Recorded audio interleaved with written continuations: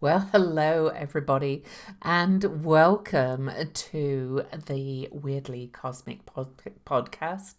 I am Louise Edington. I am a soul astrologer and author of two books, The Complete Guide to Astrology, which is an Amazon bestseller, and Modern Astrology. And I help my clients to create a life free of limitations and limiting beliefs using the guidance of the planets and the stars. And how are you all? I'm recording this on the day of the blood red moon eclipse that was earlier this morning. I did wake up to at the time that I would have been able to see it, but I could not see it from my yard. There was some clouds, we have a lot of trees, I'm kind of in a dip. And to be quite honest, I was a bit lazy at 5 a.m. and did not feel like putting my clothes on and driving out to see it because I've seen several blood red moon eclipses. But I hope some of you got to see it. They're quite astounding to see. I certainly felt the energy and soaked it up. And blood red moons, total lunar eclipses, do tend to eclipse and reveal a lot more than partial lunar eclipses, for example. Big things start to happen around the time of blood red moon eclipses. And here in the US, we see a grand jury possibly going to indict a former president and such like. I don't want to go into it. You probably know what's happening in the news. But today I'm here to talk to you about the next eclipse, which is a solar annular eclipse that takes place on June the 10th. That one will be about the same time, actually, 4:52 a.m. Salt Lake City time, which is 3:52 a.m. Pacific, and 6:52 a.m. Eastern, and 11:52 a.m. London time, Universal time. And that annular solar eclipse will be at 19 degrees and 47 minutes of Gemini. But before I go into what I'm going to talk about with the eclipse, I do want to talk first of all about the card I've pulled. And I pulled the adjustment card, which is the 8 or Libra card in the Thoth Tarot that I use for this podcast. You can see it's got the scales of balance and harmony, and it's an air sign, and it's the card number 8, which is a number of strength and infinity. The card is very Venusian coloured. It's green and yellow, which are the colours of Venus. And the whole card is very much about bringing things into balance. We can see the figure. She's perfectly balanced with the scales. She has kind of these ball kind of pivot things that are perfectly balanced as well. And she is kind of bringing everything into balance, her mind into center. She holds a sword down to her feet, which is perfectly centered as well. And this is the principle of balance, justice, and realignment, this card. And so I want to read you a quote from the book by Louise Edington that goes with this tarot deck, or that you can buy to go with it. And the quote seems to especially speak to this Gemini new moon eclipse. Know thyself, nothing in excess. The self is required to balance the self. And that's from the Book of Runes and by Ralph Bloom. Now, this is not an easy eclipse, I have to say.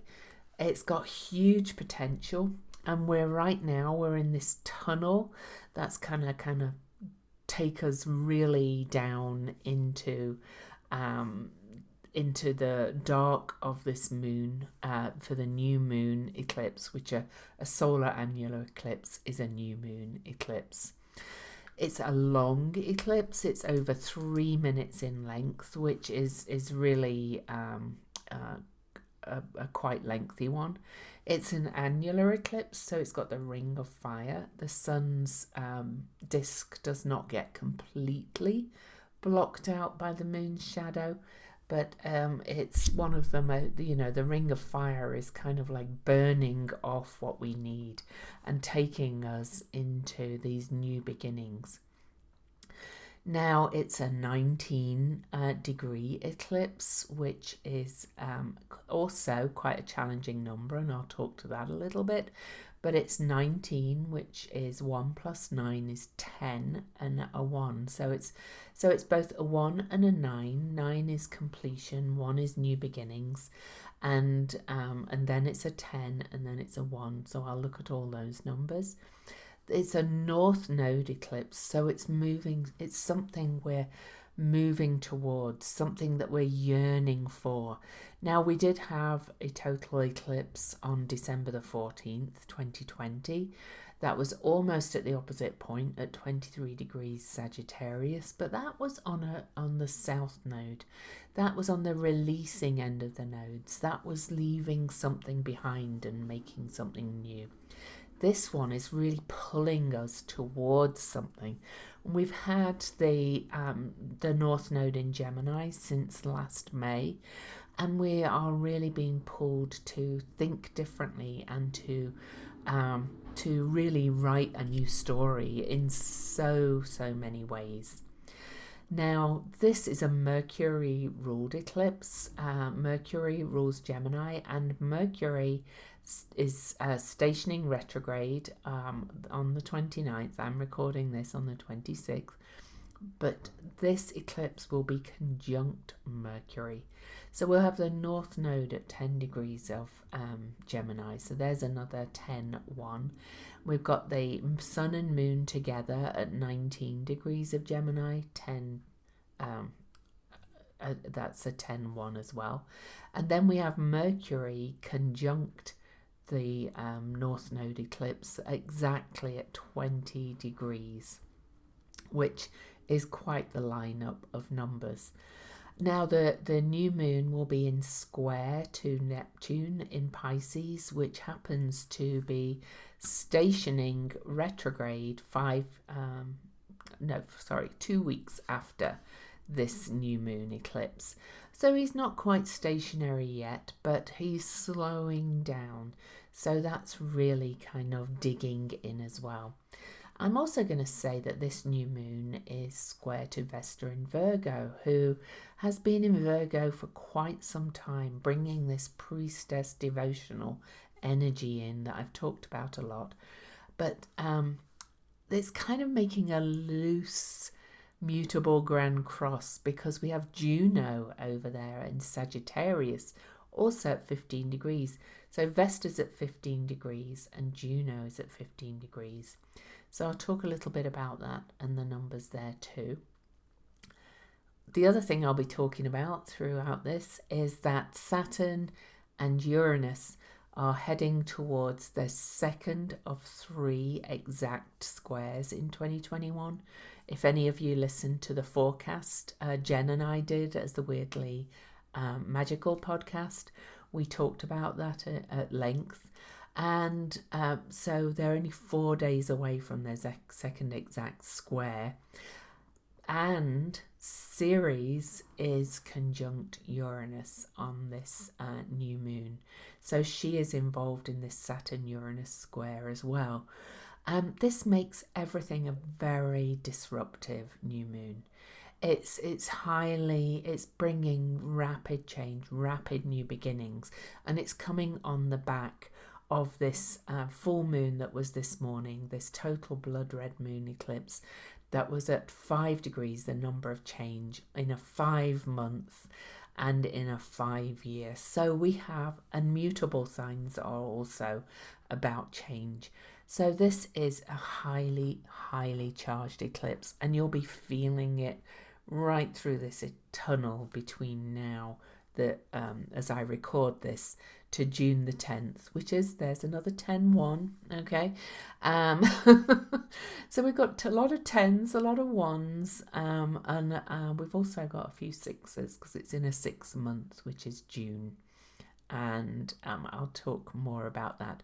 Interestingly, Juno, I mentioned her already, is June is named after Juno, and she's at a 6-15-6-2. So much to talk about. But first, so I talked about the card. I want to talk a little bit about the numbers. So I want to talk about the degree of the eclipse. It's a 19, as I said, which is a 19, a 10, and a 1. And this, the ancients called, the number 19 was called the number of surrender, as your life needs to link up with the universal life.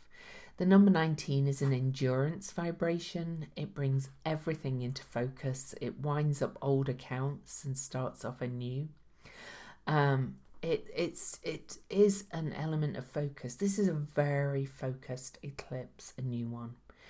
It's not exactly an easy number, with number 1 representing new beginnings and number 9 representing completion. So when 19 really kind of takes the whole gamut from the numbers from 1 to 9, okay, but it's a very sensitive number. As they finish, feel so much ending out to make these new beginnings. All right.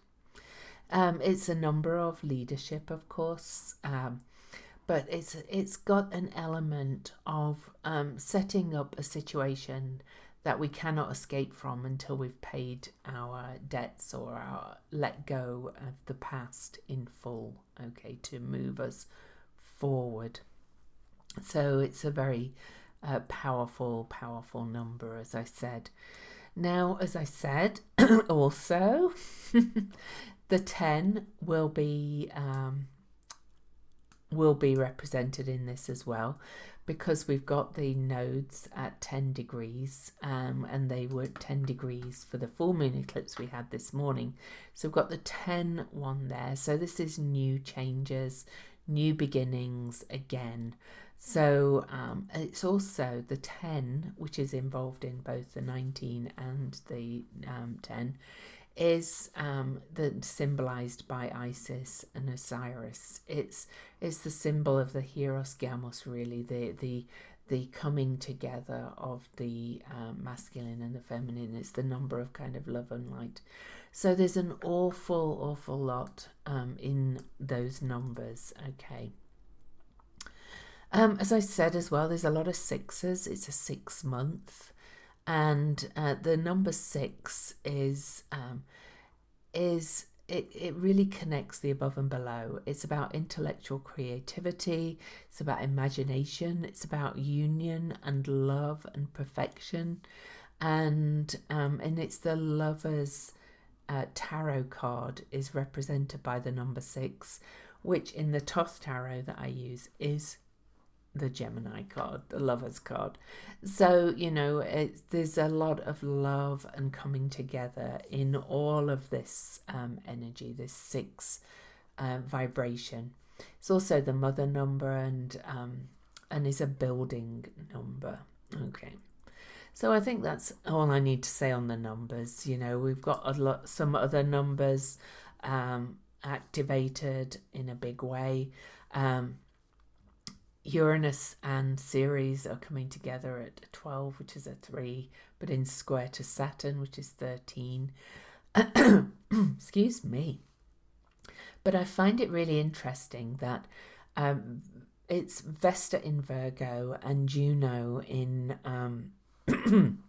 excuse me, Juno in Sagittarius that are at the 15-6 numbers, and in an almost exact square on the eclipse by 2 minutes. That's pretty exact, and this is bringing in the energy of Juno, which is the energy of the hieros gamos, the sacred marriage, and our sacred marriage with each other in in general. And then Vesta in Virgo about the focus, the priestess, one who is whole unto herself. So they are saying we've got to create these new relationships in square to this new moon eclipse that is in Gemini, which is the sign of the lovers and is also the esoteric sign ruled by Venus. So the sign of relationships. So there's a lot here about new relationships. There's a lot here about new spiritual relationships.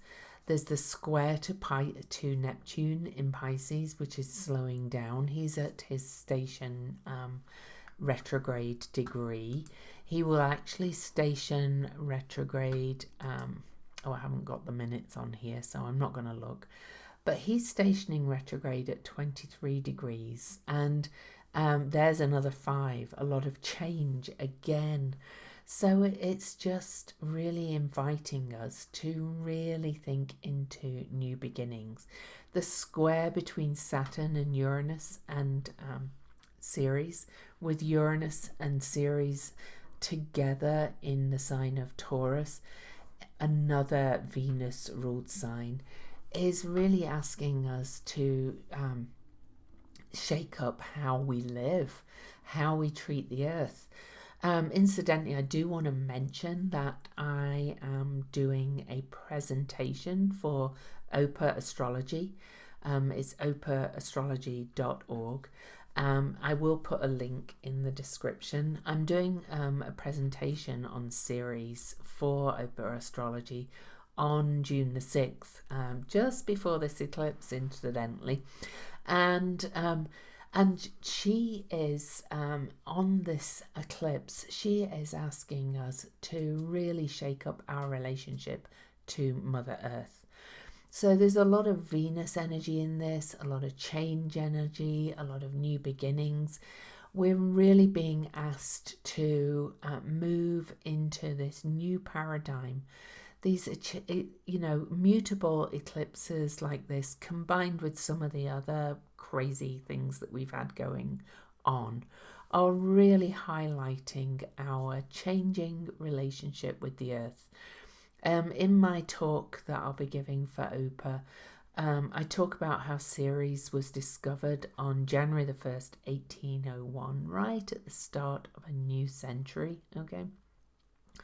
And right at this, or about 20 years into the Industrial Revolution. And really, yes, we reap the benefits of the Industrial Revolution, and we like to drive our cars and we like the factory stuff. But really, the Industrial Revolution has probably caused the most damage to our environment, our food supply, all the things that Ceres is responsible for. And we were primarily an agrarian culture before that, as humans, totally. And really, it's only been just over 200 years since Ceres was discovered.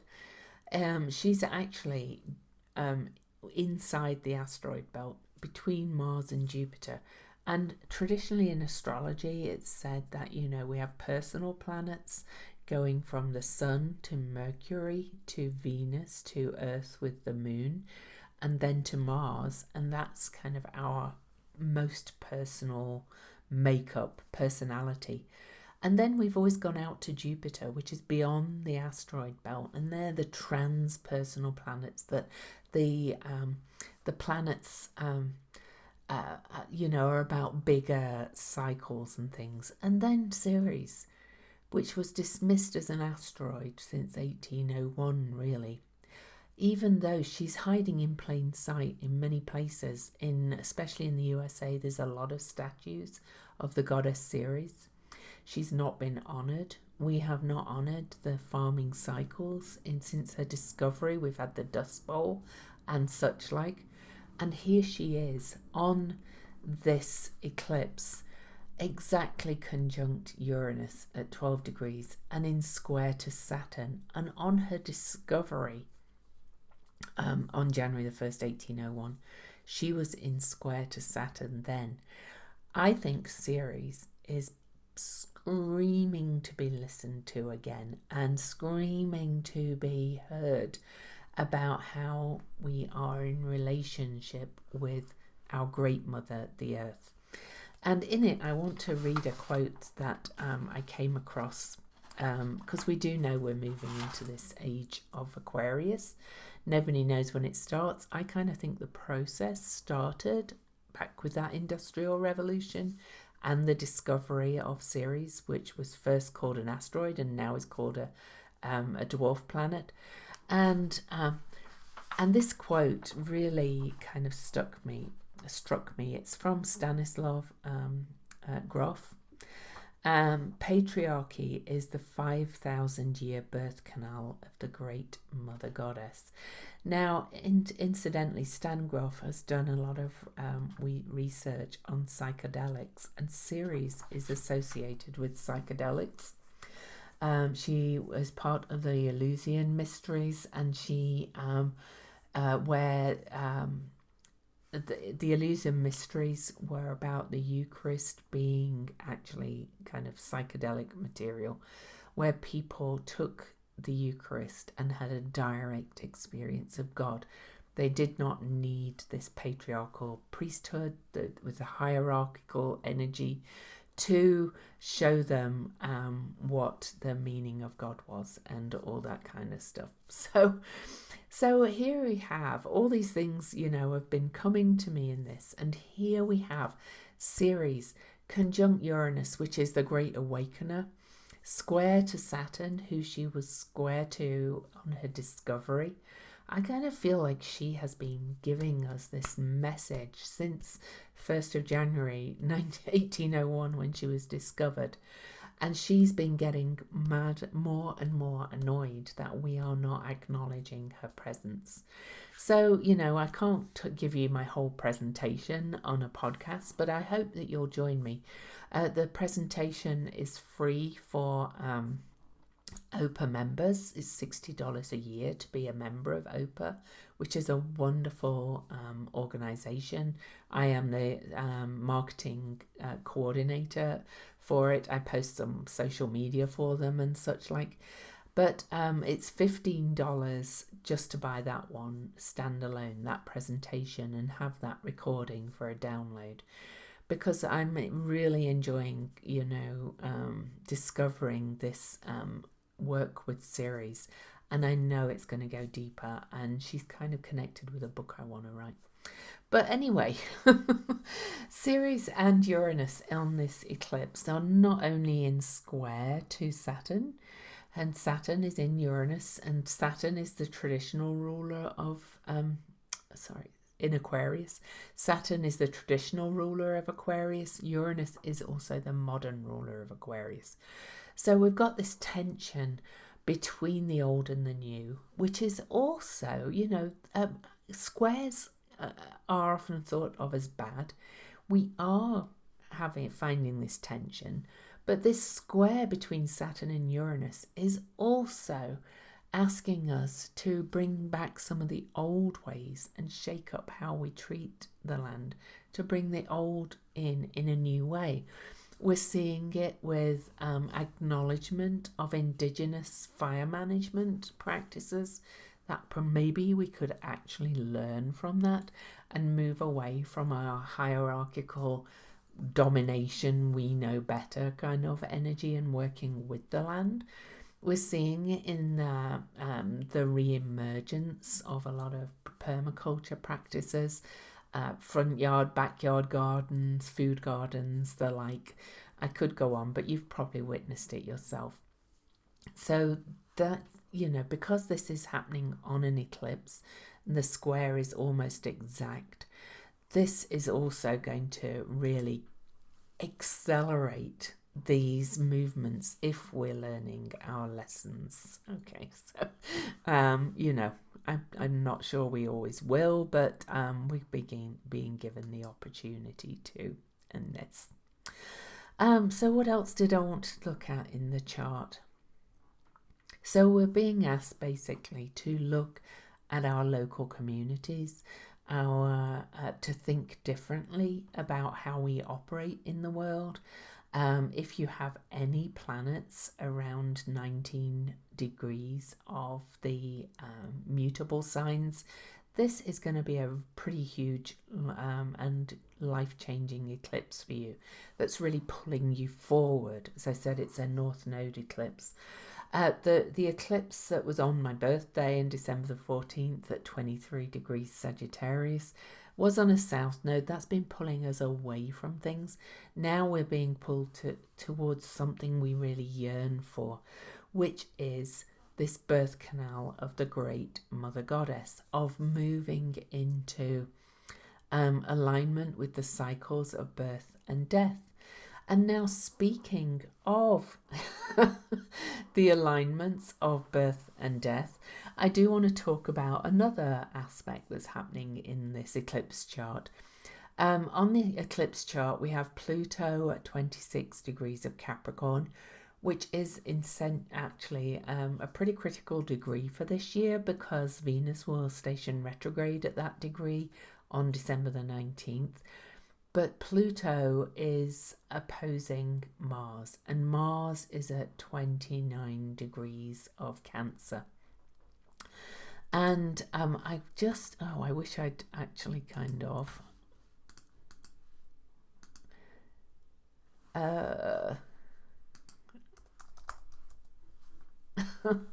oh no, I'm like, oh, I was so prepared, and then I'm like, oh, I forgot to do this one. Oh no, there's Series Discovery chart.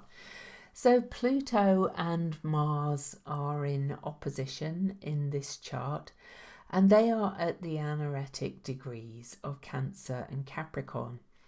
Now, in the Series Discovery chart, the moon was at 29 degrees of Cancer, and Eris was at 29 degrees of Capricorn.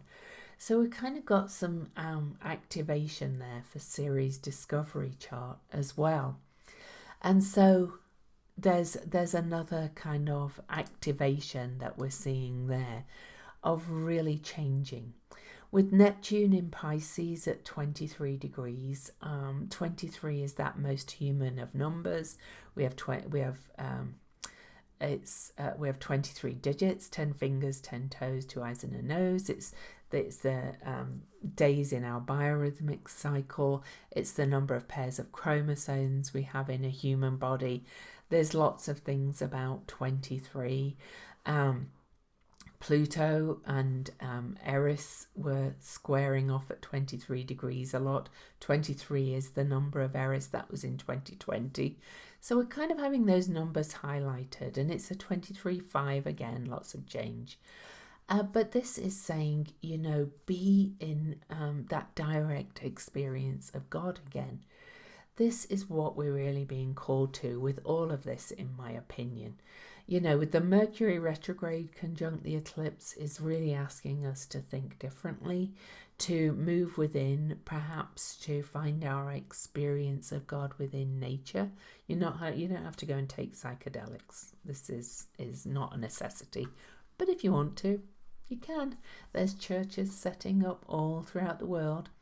Incidentally, I gave you the quote from Stan Groff, and he works with psychedelics. I mentioned that already. But it's that, full disclosure, I have done psychedelics in my life. And the biggest thing I got was this connection with nature, seeing shimmering planet, the trees and plants shimmering and talking to you kind of thing. Not literally like mouths opening, but just this sense of awe and connection with the natural world. This is what we're being called back to more and more as we go through these eclipses. To go towards the end of the year, we're almost out of these eclipses in these signs. Incidentally, eclipses go in 19-year cycles. In 2002, we would have had these eclipses at these degrees, but they would have looked very different. So, because the whole chart would have been different. At the end of this year, we have one more new moon eclipse, which will be on December the 4th at 12 degrees Sagittarius, so another south node eclipse. But after that, the eclipses all move into Taurus and Scorpio for about 18 months. So this is the central part of these eclipses. This is real Gemini Sagittarius node material. This and the two eclipses we had a November the 30th eclipse and the December the 14th one. This is changing us. This is really moving us into the new future. Okay. So I feel like I've babbled 10 to the dozen, but so I'm going to call it a day there. I hope you enjoy these podcasts. I am going to start doing some podcasting videos and audios speaking about different energies, not just the new moons and full moons. I'm probably going to start having some guests on as well. So please leave me reviews on iTunes or wherever your favourite podcast provider is where you listen.